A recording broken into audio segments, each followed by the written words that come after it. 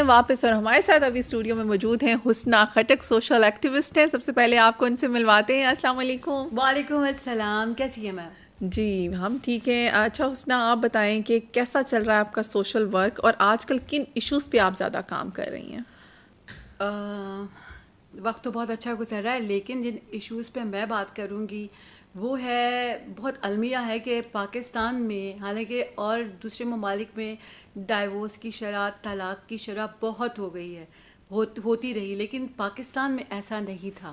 لیکن چونکہ پاکستان میں اس کی شرح بہت ہوتی جا رہی ہے تو سوچا اس پر کام کریں. آخر وجہ کیا ہے طلاق کی، کہ کیوں لوگ طلاق دے رہے ہیں، عورتیں خلا لے کیوں رہی ہیں؟ تو کیا ریزنس نکلی اور آپ نے کس طرح سے اس کو انویسٹیگیٹ کیا؟ دیکھیں، طلاق کی جو مین وجہ ہے، جو مرد طلاق دیتا ہے، اچھا عموماً گاؤں میں، ولیجز میں ہمارے تو اتنی طلاقیں نہیں ہیں. ان کی مین ریزنس ہوتی ہیں کہ جی بچے نہیں ہو رہے، لیکن وہ طلاق نہیں دیتے، دوسری شادی کر لیتے ہیں. اور دوسری جو لیکن آپ اگر شہروں کی طرف آتے ہیں تو شہروں میں، بڑے بڑے شہروں میں اگر آپ دیکھا جائے تو لو میرجز جتنی بھی ہو رہی ہیں اب سوشل میڈیا کے تھرو یا ایسے ہی، تو اگر دیکھا جائے تو اس کا ریشو اگر فیملی کورٹ میں اگر دیکھا جائے تو 30%، یعنی کہ 30 کیسز ڈیلی بیسس پر آ رہے ہیں جو ہے خواتین خلا لے رہی ہیں شہروں میں. اور جو ہے اور جو ارینج میرجز ہیں ان کی جو شرح ہے وہ 10% ہے.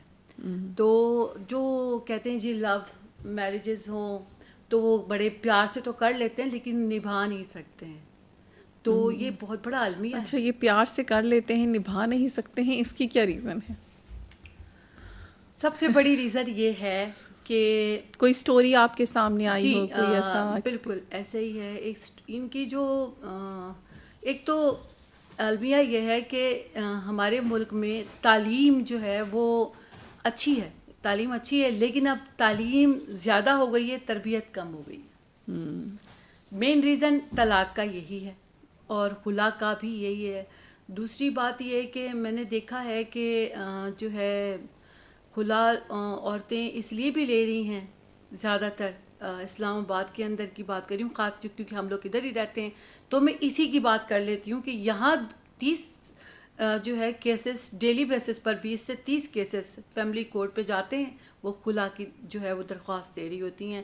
عموماً اس میں کیا ہوتا ہے کہ زیادہ پوچھا جائے تو وہ لو میرجز ہوتی ہیں جس پہ وہ خلا لے رہی ہوتی ہیں. تو امیدیں ہوتی ہیں. اور سب سے بڑی بات، پھر وہی بات کہوں گی کہ تعلیم زیادہ ہے، تربیت کم ہے.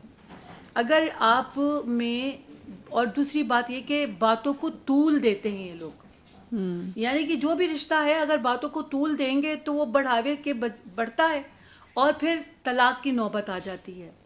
بھائی جو بات ہو گئی ہے، تھوڑی سی بات اسے وہیں پہ ختم کر دیں تو بات آگے نہیں بڑھے گی.